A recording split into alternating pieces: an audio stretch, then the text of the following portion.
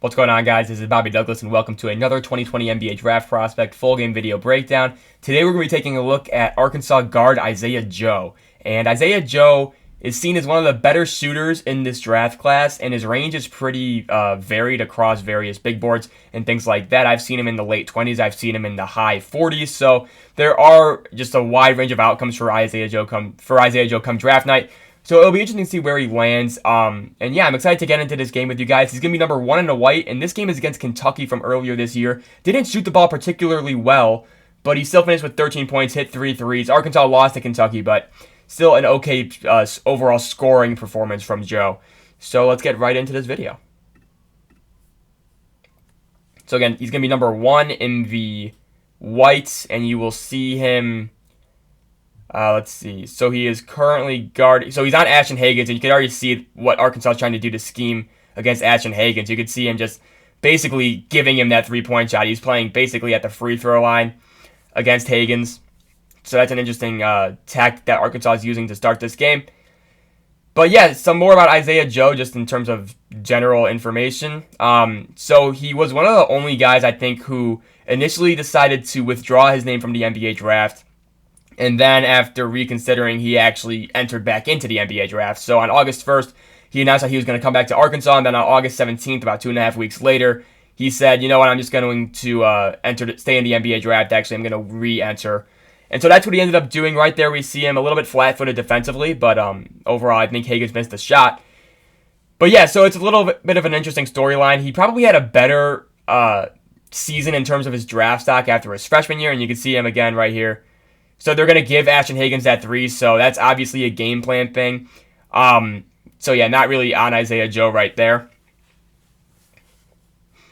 for that score. But he had a lot better of a freshman season in terms of shooting the ball. This year he pretty much struggled. He had an injury, only played 26 games this year, and that's goaltending on Nick Richards.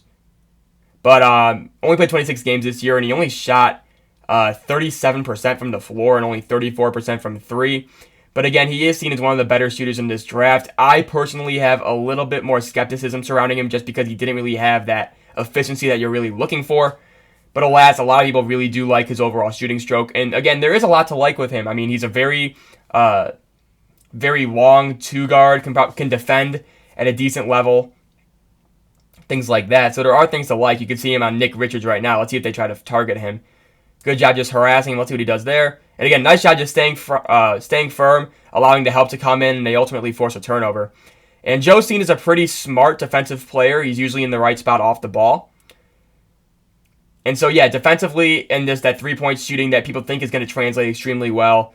That pretty much sums up the first-round love for Isaiah Joe. And again, I'm not really sold on that three-point shooting just yet, just because his efficiency was pretty low this past season. So here's Joe on Hagans again. You can see a little bit more in his grill. Good job getting around that Nick Richards slip. And now he's in help side. See what he does there. And again, Richards with a nice little jump hook right there. Isaiah Joe's kind of caught in between trying to help on the post or stay to Ashton Hagans. So he's kind of caught in no man's land, but not really much he could have done there. And so here he is. He's going to come through. And Isaiah Joe does a really nice job moving without the ball. You'll see him utilize that shot fake well and bury that 3. Again, a really smooth, quick release. Good off the dribble. Good at utilizing the shot fake. Really good shooting off of movement. And so that's why people like him a lot because, in terms of the shots he's going to get at the NBA, he took a lot of those at Arkansas. I think he took 13 shots a game at Arkansas and 10 of them a game were 3s. So that just goes to show you that he's already kind of buying into this specialist role as a three-point shooter. And again, he can defend at an adequately high level at 6'5", 180 and pretty long arms.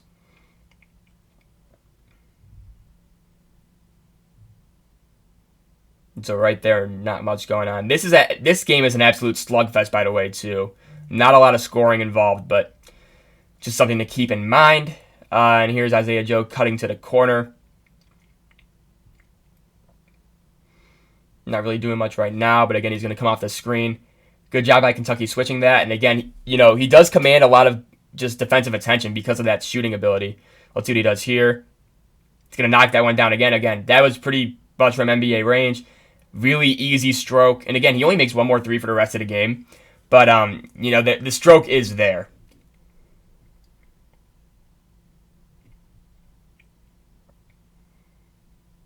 And so he's chasing Higgins around. And again, it could be a little bit quicker, I'd say, defensively. But again, that length makes up for a lot when guarding perimeter-oriented players. And there's Higgins again knocking down to 3. That was over Jimmy Witt, I believe. So again, I mean, in terms of just like what you can get in Isaiah Joe, it depends on how much of a value teams place on like a specialist. You know, if a team really likes his shooting ability, thinks that'll translate, you know, then take him in the first round. That's fine because that fills a hole on your roster.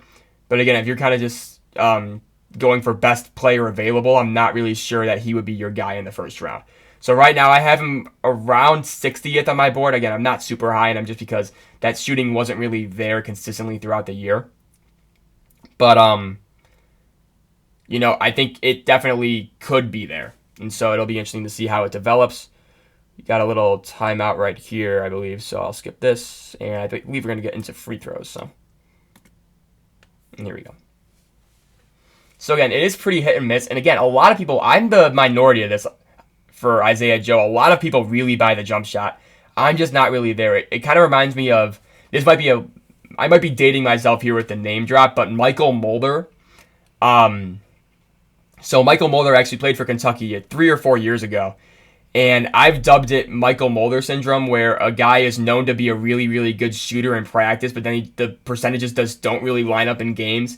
So Michael Mulder, the story, he would be a bench guy for Kentucky, and whenever he would come in, the announcers would always say, oh, wow, yeah, that Michael Mulder, he can really shoot. He just hasn't really found his stroke in games yet. And, you know, Isaiah Joe definitely isn't that in terms of, you know, Michael Mulder syndrome, but there is a little bit of that there where, like, all I'm hearing is that there's a really good shooter in Isaiah Joe, but I just didn't really see it a lot this year at Arkansas. But again, he did average 17 points a game and stuff like that. So again, he's a pretty volume-oriented scorer. At least this year he was at Arkansas. So it's not like he's just coming in for a few minutes and then just only shooting three-pointers. He was a very key cog of this Arkansas offense this year. And so again, you can see him moving up without the ball. There's Mason Jones, who we did a video on a few months ago, missing that turnaround too. And so again, right there, good job just for covering to Higgins, who's already hit 2 threes. So I like the early adjustment that Muss did right there. Right there, Isaiah Joe may have done a better job getting over that screen. Fell hard right there. But he's going to get up and be fine.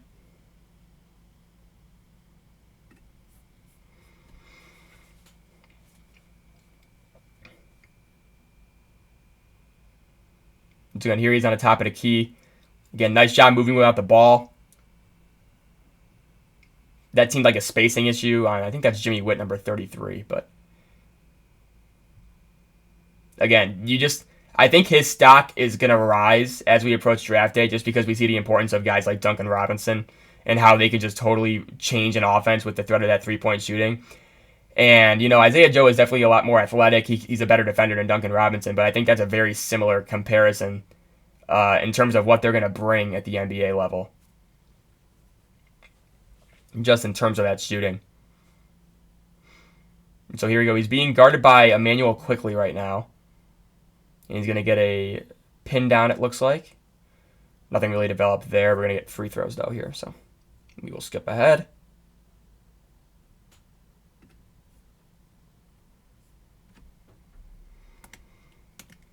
I think we're reviewing it. Not sure why.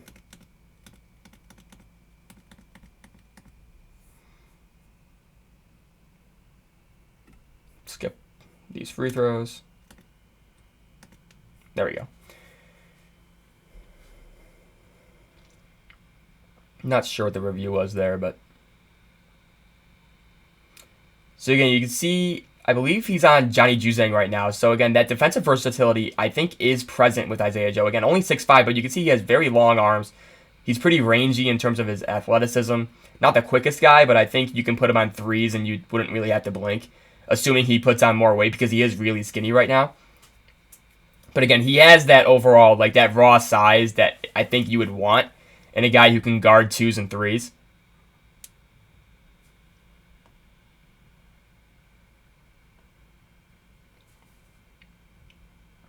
So you can see him right here. He's guarding Ashton Hagans again. Got hung up on that screen a little bit too often, led to the switch. I'm not sure if Arkansas was switching by design there. Didn't look like it because Joe was a little bit slow getting out of the screen.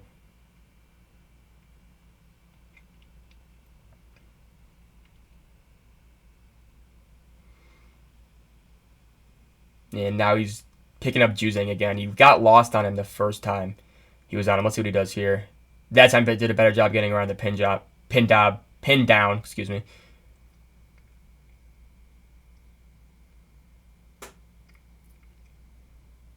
One thing I'm not a huge fan of is that he seems a little bit hunched down in his stance. You know, it seems like he's arching his back a little bit too much. That probably is just like his natural posture. But ideally, you like to see people be a little bit more upright. And that's going to be, I don't know how that wasn't a turnover.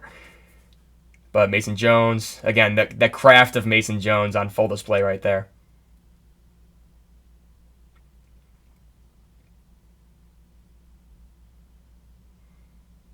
And so Joe, we're going to see him on quickly right here.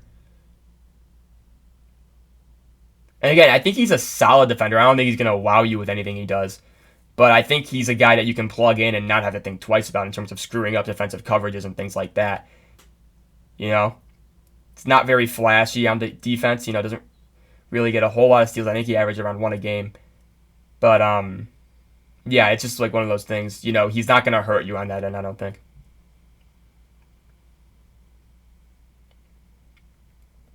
And so you can see right there, so just by Isaiah Joe standing out there, you see Ashton Hagans couldn't commit to the help, and that led to an open driving lane, and there's going to be a foul right here, but led to an open driving lane for his teammate, and that was all because Isaiah Joe's scoring gravity.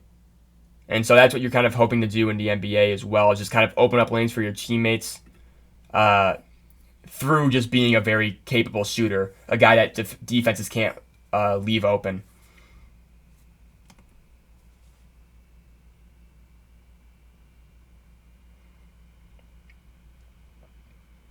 So here we go. We got Joe running in the ball screen as a screener this time.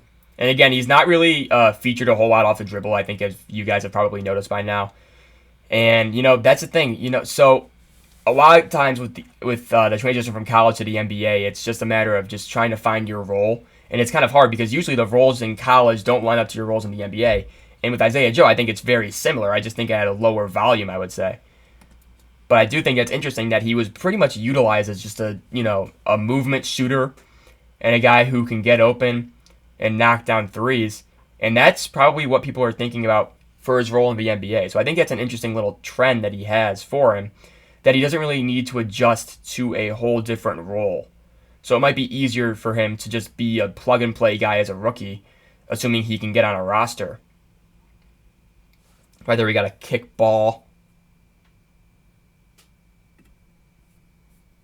And so you can see Isaiah Joe coming off a little movement screen right here. Let's see what he does here. Yeah, again, not really comfortable off the dribble. Kind of got pushed off his spot by Quickly. And again, I don't know.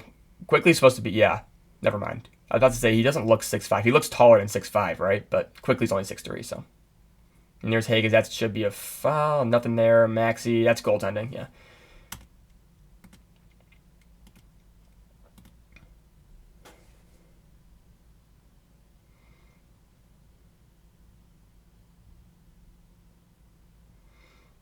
So then Joe's going to pop out. Not much going on here. And so he does. So here he is with the ball. Let's see if he gets anything with the drive here. And so again, just kind of got it stripped by Maxey. Dribble was a little bit high. Looked like he was, he just like didn't really know where he was going. Maxey just took advantage of that right there. And again, he's not going to be a guy who can break you down off the dribble, things like that.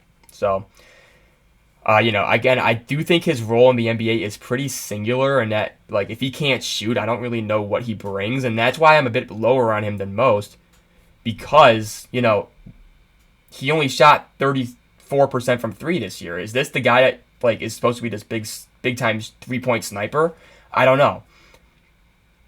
And again, I know he had a better freshman year, but it's just one of those things. I can't really put full faith into his shooting.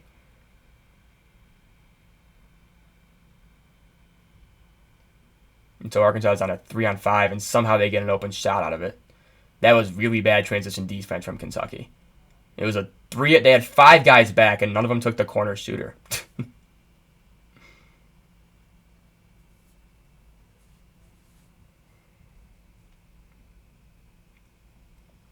And so you can see Joe on quickly still. And again, he's not going to do anything that really just like makes your eyes pop out of your head defensively, but he's just a solid kind of a stalwart type of guy.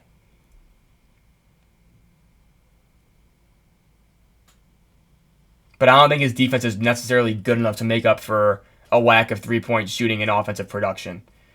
So that's something to worry about. Good take by Mason Jones right there.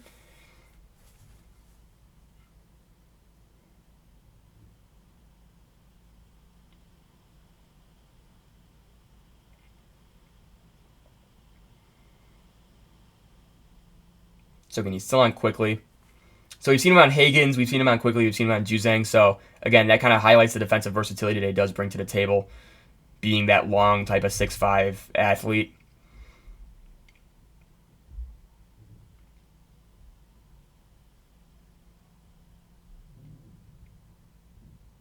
Let's see what he does here. Get moved to the corner, little back screen set for him. Hasn't really moved around a whole lot the last few possessions. He's probably the best when he's just moving baseline to sideline to sideline, just trying to get open, just commanding the defense's attention. Whether or not he gets the ball, it's just something that they have to worry about. When he stands in a corner like that, it kind of just, it limits his effectiveness. And that's going to be a no call. Or no, it's going to be a foul, no shot, though. We got immediate timeout here, so.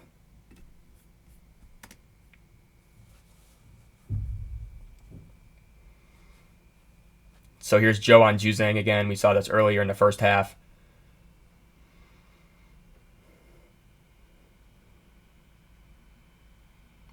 Good job just staying attached to Juzang while also offering some sort of help. And he's going to... Looks like we got a foul, and I'm not sure if they're in the bonus yet. I believe they are. And they weren't. Never mind. But this is the next possession. It's a nice pass by Jones, too. Way to fit it in that window. It's going to be a travel, but still a nice pass.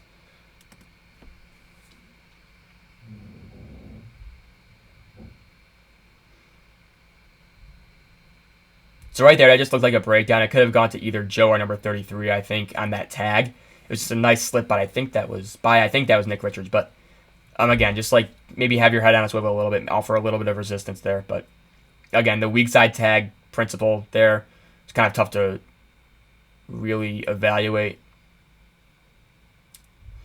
It's a nice little pass from Joe. Again, the passing and the playmaking isn't really a big part of it. Actually, it's very little part of his game. But right there, he showed a nice little pass to the corner for an open shot.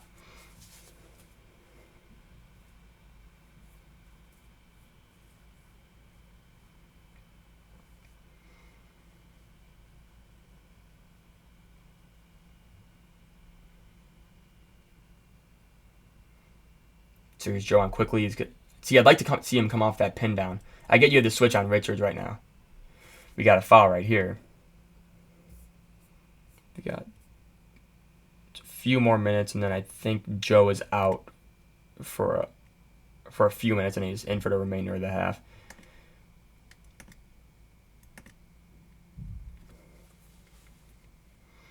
And again, the thing with Joe is that he is an 89% free throw shooter. I failed to mention that earlier, but so again, people are still high on the shooting just because the free throw indicators are there, and he did have a way better shooting year freshman year than sophomore year. So again, I don't want to act like I'm the majority opinion here when it comes to Isaiah Joe. Nice job by him staying vertical on Nick Richards right there. That's a really nice job. And again, that length is really going to help him out. If he puts on strength, we'll see what he does here. And again, that was a brutal shot. So again, he has a lot of those types of misses too. I think he has an air ball in the second half where he's kind of like, is this the shooter that you guys are talking about? So sometimes it's just I don't know if it's questionable shot selection or if it's just he gets like the yips or something, but so right there, like I don't really expect that type of a miss from one of the best shooters in this class. And that's where this whole imbalance between what people say he's capable of versus what I'm seeing it's really coming to light in those types of shots. So it's interesting, he's an interesting player to watch. He's out for a few minutes right here, so about 4 minutes of YouTube time. So I'll skip ahead to when he comes back in right here. So again, he was out for about 3 minutes right there. He played 37 minutes in the game. He was out for a brief time in the second half, but he's in for the majority of the game. And again, he was a guy who played a lot of minutes, things like that. So again, here he is coming off the screen, or trying to get around the screen. So right there, probably made the right call. Good job contesting late. Maybe could have gone over that screen, but, I get it. Sestina can either roll or pop. Probably want to play the roll a little bit more aggressively than the pop in that situation. Looks like it's going to be Kentucky ball.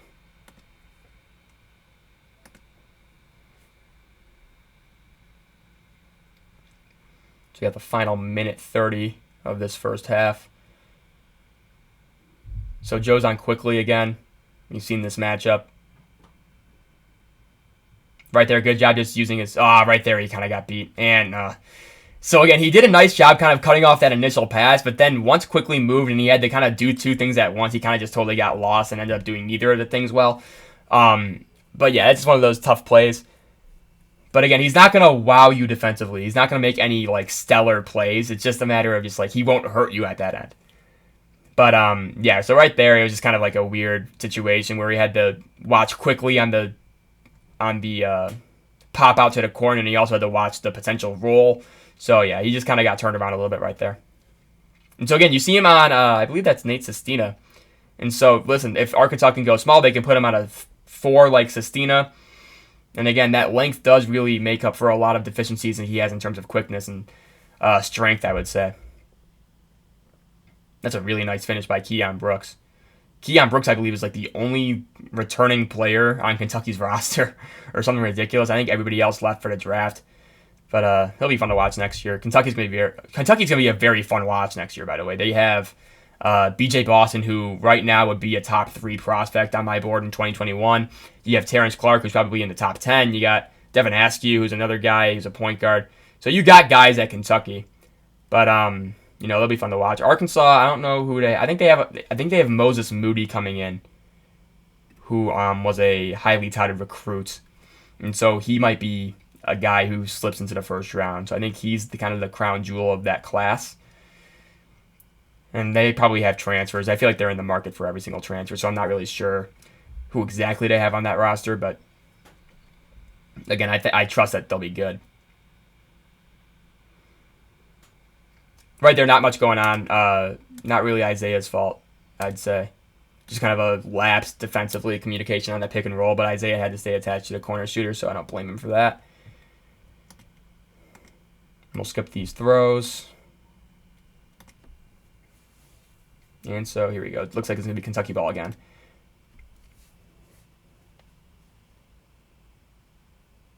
We got a timeout right here.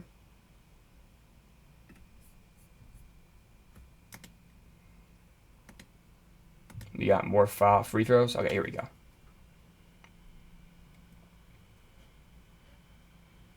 And again, this game was like a dogfight. I think in the second half with 8 minutes left, it's going to be 44-44 or something ridiculous. So Isaiah Joe, here he is, last play of the half, and he got called for a foul. I don't know if that was on him. He did a nice job staying with, I think that was Hagens. Yeah, I don't really like that call. I thought he did well to move his feet there. Here we go, final 7 seconds of the first half. Quickly into 3, and he's going to get called for a foul. Again, this half just won't end.